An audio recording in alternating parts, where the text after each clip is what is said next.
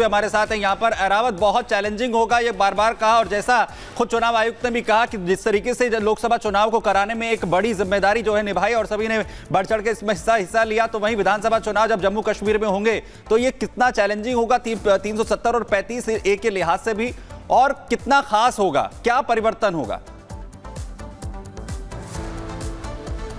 जी हाँ, लगातार हम देख रहे हैं एक बहुत बड़ा लंबा इंतजार है वो फाइनली खत्म हो गया, और जम्मू कश्मीर के पॉलिटिशियंस के साथ साथ जम्मू कश्मीर के लोग वोट देने के लिए तैयार हुए हैं। हालांकि हमने देखा किस तरह से इलेक्शन कमीशन ने अनाउंस किए डेट्स। हालांकि जम्मू कश्मीर का जो इलेक्शन होगा 3 फेज में होगा, और लगातार हम देख रहे हैं किस तरह से पॉलिटिकल पार्टीज के साथ साथ जम्मू कश्मीर के जो लोग हैं वो पहली बार जो है इस तरह के इलेक्शन में पार्ट लेंगे। हालांकि हमारे साथ कुछ लोग भी हैं, इनसे हम जानेंगे क्या कुछ कहेंगे इलेक्शन कमीशन की प्रेस कॉन्फ्रेंस। आप मुझे बताइए, फाइनली जो है एक लंबा इंतजार जो है वो खत्म हुआ, क्या कहेंगे इसमें? चलिए, इलेक्शन कमिश्नर को कहीं ना कहीं जम्मू कश्मीर की याद तो आई, और बहुत लंबे समय के बाद 3 फेज में आज चुनाव कहीं ना कहीं घोषित किए गए। हम तो वेलकम करते हैं उनका, हम भी वोट डालने जाएंगे। लगभग 10 साल के बाद जो विधानसभा के चुनाव जो है अभी घोषित हुए हैं, हम वेलकम करते हैं इलेक्शन कमिश्नर का जो इन्होंने अभी अनाउंस कर दिया है। किन चीज़ों के लेके आप वोट देंगे आप इस इलेक्शन? देखिए, जम्मू कश्मीर में बेरोजगारी दर सबसे लंबा, आपको पता है जब से यूनियन टेरिटरी बनी है यहाँ पर बेरोजगारी दर बढ़ चुका है।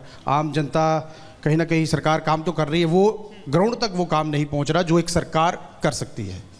वो लगातार आप मुझे बताइए किन चीज़ों को लेके आप वोट देंगे जो इलेक्शन कमीशन ने फाइनली अनाउंस किया कि जम्मू कश्मीर में आप जो इलेक्शन है 3 फेज में होंगे, क्या कहेंगे? पहले तो हम इलेक्शन कमीशन का स्वागत करते हैं जो ये मतलब इलेक्शन अनाउंस किया है इन्होंने। दूसरे चरण में सुनने में आ रहा है कि जम्मू का जो दूसरे चरण में इलेक्शन है 370 हटने के बाद पहली बार चुनाव होने जा रहे हैं। हमें इस चुनाव से बहुत सारी उम्मीदें हैं। एज ए यंगस्टर क्या आप कहेंगे, किन चीज़ों को लेके आप वोट देंगे? देखिए, एक तो डेवलपमेंट है, दूसरा जो है नौकरी का मतलब बहुत ज़्यादा हुआ है। नौकरी का जो युवा है वो बहुत ज़्यादा सफ़र कर रहा है, तो हम बेसब्री से नौकरी का इंतजार कर रहे हैं कि नौकरियां वगैरह गवर्नमेंट जो है इससे प्रोड्यूस करे, सरकार बने। तो उससे मतलब कि आप समझते हैं यूटी में इतना बेनिफिट जो है वो स्टेट लेवल का और सेंटर का फ़र्क तो होता ही है। क्या आप परिवारवाद के खिलाफ वोट देंगे जो हम पिछले कई सालों से देख रहे हैं जम्मू कश्मीर में किस तरह से परिवारवाद की अगर हम बात करें लगातार वो इलेक्शंस में पार्टिसिपेट कर रहा है, इस बार ही आप किन लोगों को वोट देंगे?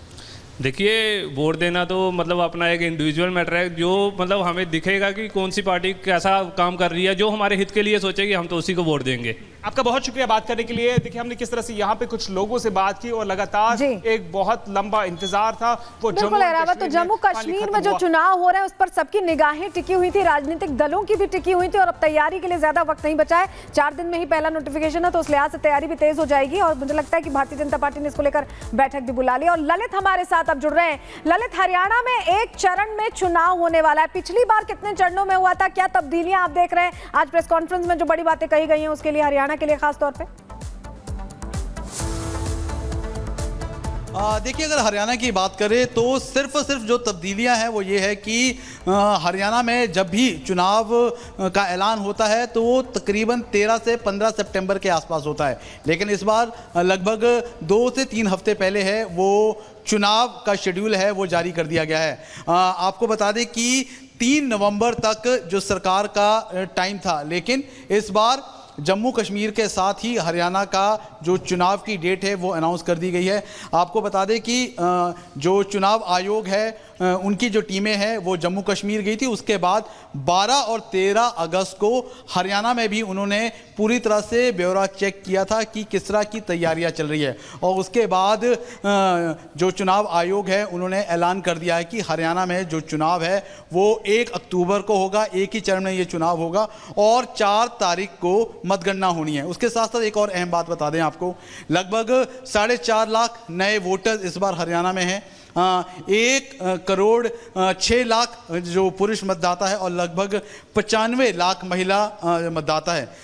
पूरा अगर हम ओवरऑल बात करें तो जो वोटर्स की संख्या है वो लगभग 2 करोड़ 1 लाख के आसपास है। तो यानी हरियाणा में 90 सीटों के लिए जो चुनाव है वो 1 अक्टूबर को होना है। पिछले 10 सालों से हरियाणा में बीजेपी की सरकार है, और इस बार क्यों अगर हम बात करें तो मुख्य तौर पर जो सीधा मुकाबला है वो भाजपा और कांग्रेस के बीच है। आपको बता दें कि करीबन 3 महीने पहले जो हरियाणा के पूर्व मुख्यमंत्री हैं मनोहर लाल खट्टर को वो हट गए थे और उसकी जगह पर नए मुख्यमंत्री हैं नायब सिंह सैनी है। जो बदलाव है वो बीजेपी की तरफ से जरूर मुख्यमंत्री के तौर पर किया गया था, लेकिन हरियाणा के लिए भी जो चुनाव का ऐलान है तारीखों का वो यहां पर कर दिया गया है। 1 अक्टूबर को मतदान होगा, 1 चरण में मतदान यहां पर होना, 4 तारीख को नतीजे आएंगे। बिल्कुल। और कविंद्र गुप्ता जी इस वक्त हमारे साथ में जुड़ चुके हैं। कविंद्र जी, जिस तरीके से जम्मू कश्मीर के चुनावों का ऐलान हुआ है और चुनाव आयुक्त ने साफ कहा है कि बिना डर के, बिना झिझक के एक सुरक्षित माहौल में ये चुनाव करवाए जाएंगे। 370 की बात में ये पहला चुनाव होने वाला है, जाहिर है बेहद महत्वपूर्ण, लेकिन चुनौतियां भी बहुत होंगी। देखिए, सही आपने कहा कि धारा 370 हटने के बाद चुनाव विधानसभा का है वो पहला है। इससे पहले भी लोकतांत्रिक व्यवस्था यहाँ पर की गई थी, जिला परिषद के इलेक्शन कराए गए, 73rd 74th अमेंडमेंट लागू हुई।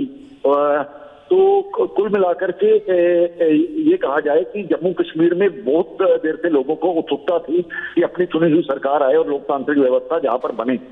सबसे पहले भारतीय जनता पार्टी इस निर्णय का स्वागत करती है और हमने कमिटमेंट की थी, चाहे वो प्रधानमंत्री जी हों, चाहे अपने गृह मंत्री जी हों, संसद के पटल पर भी माननीय सुप्रीम कोर्ट ने भी अपना वर्डिक्ट दिया था।